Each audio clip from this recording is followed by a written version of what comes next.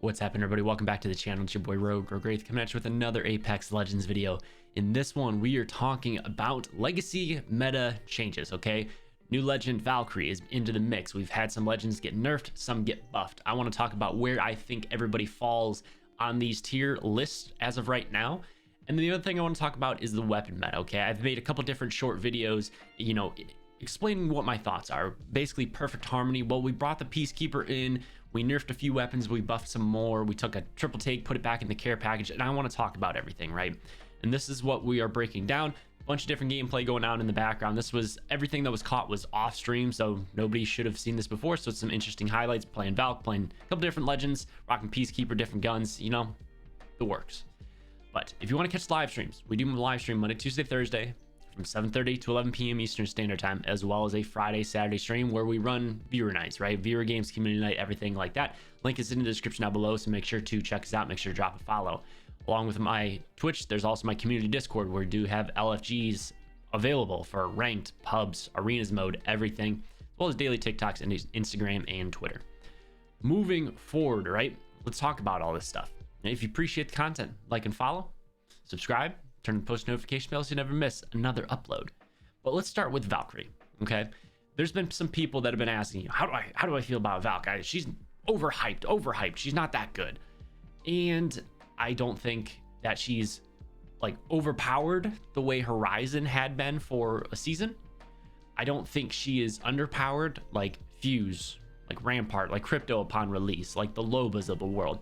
I think Valkyrie is a solid A tier legend. If the right hands, probably an S tier. In the wrong hands, probably B tier, maybe even C.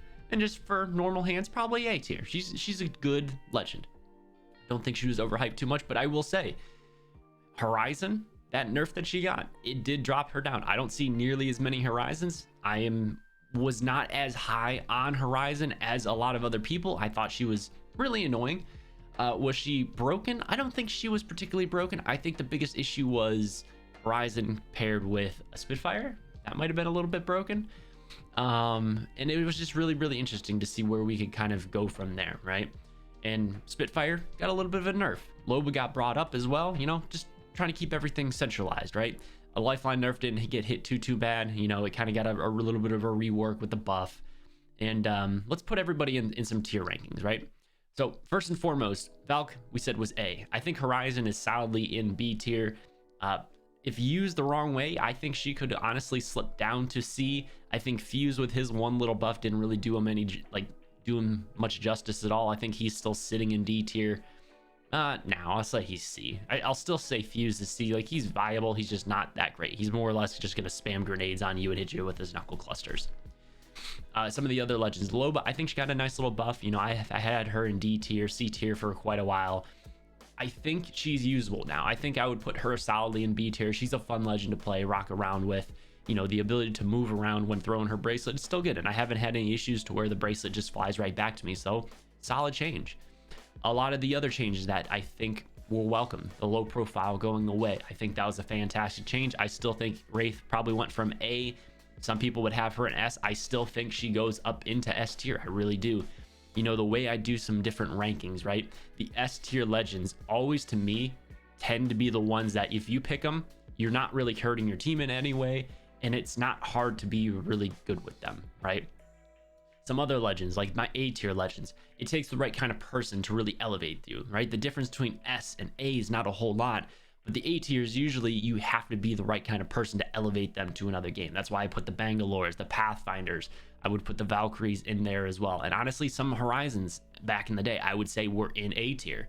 I don't think Horizon automatically made you good, because if you didn't strafe going up and you couldn't hit your shots up at the top, it wasn't helping you at all, right? So I would say in my A tier, I'm going Bangalore, I'm going Valkyrie, I'm going Pathfinder. I would still put Octane there because now you have a lot of different mechanics that you got to worry about, right? You don't have quite as much accuracy off the jump pad. You get hit with a lot more stim damage. He's still a fantastic legend, but you have to use him more sparingly. And outside of that, right, Pathfinder was the biggest one, right? Everybody's like, whoa, Path is S tier now, low profile is gone, Horizon's gone. A lot of people playing Path. He's really good, but it takes the right kind of person to play Path. If you're just zipping and grappling all over the place and you're able to use that grapple inside of fights, yeah, you're probably an S tier Pathfinder.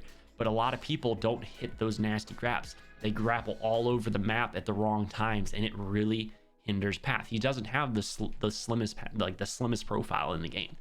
So that's why I say I would put Pathfinder more along the A tiers. Bloodhound's still up there. Bloodhound Gibby, right? I know everybody thought the Bloodhound nerf was, oh, it's a big deal in ranked. There's still a bunch of Bloodhounds, maybe not nearly as many currently in this current season, right? This early on. Still a fantastic legend Bloodhound is, and I think that's where they're gonna stay. And outside of that, who else really got touched? Lifeline, she went from, I would say, a C character maybe up to a B. You're not really hurting your team by playing Lifeline. The drone is really nice. The upgrade to the loot in the ultimate is also a fantastic change. The res shield, it is what it is. I think she's a much better legend inside of arenas, just not the BR. Moving into the weapons, right? The biggest one that everybody sees is the Peacekeeper. The Peacekeeper change was huge. They came out of the care pack. I think they did a fantastic job balancing this shotgun. You look at the Mastiff, the EVA 8, the Mozambique, the PK was coming out. It's like, ooh, the PK has always been the most deadly shotgun out there. And I would say it was probably the most inconsistent, but also the heaviest hitter, right? The Mastiff never really had quite the punch that the PK did, especially with the choke. And I think they did a nice job. They've spread out that spread a little bit more. The choke, non-choke factor, it's not quite as high. It's got a slower fire rate, but I think they nerfed it the right way, and it's really, really balanced in my opinion.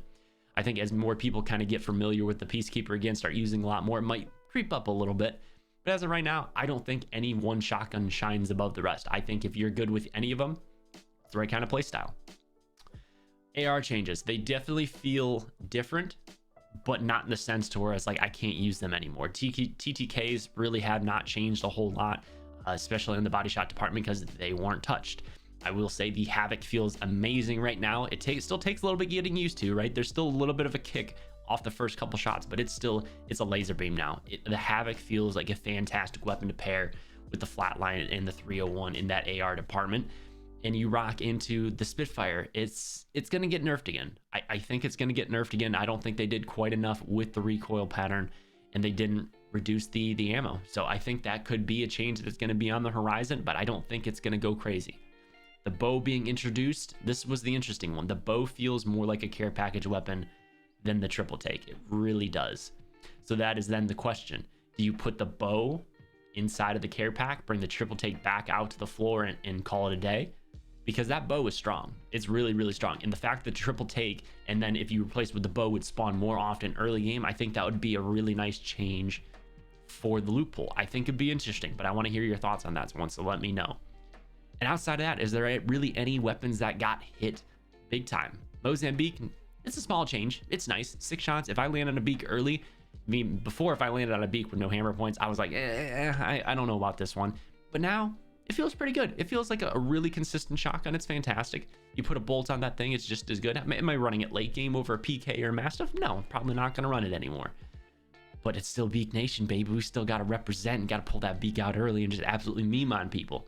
Same thing with the P2020. You land on a P20, you don't feel handicapped anymore when you're rocking that thing early game. I think they were fantastic changes. I'm really excited for this. I'm curious to see where we kind of go here now that a lot of the bigger server issues are kind of getting behind us. Everybody's able to rock and roll. They put us out with some patch updates. Hopefully everything just falls right into place. I am really enjoying this season. I hope everybody is too. If you appreciate any of the content, make sure to leave a like, subscribe if you are new, turn on the post notification bell so you never miss another upload. And I hope to catch you over in the live stream so I can run some viewer games. I'm always excited to be running viewer games. It's a fun time. Plan on running that this Saturday. Make sure to just come and check it out, right? Come say hi. Even if you don't have time to play, just drop a follow. Come say hi, see what's up, interact with the community, and hopefully we'll catch you in the Discord as well.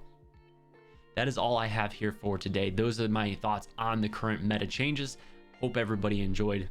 Until next time, everybody, stay safe, stay beautiful, stay healthy. Most importantly, peace and bless. It's been your boy Rogue, and I'm out.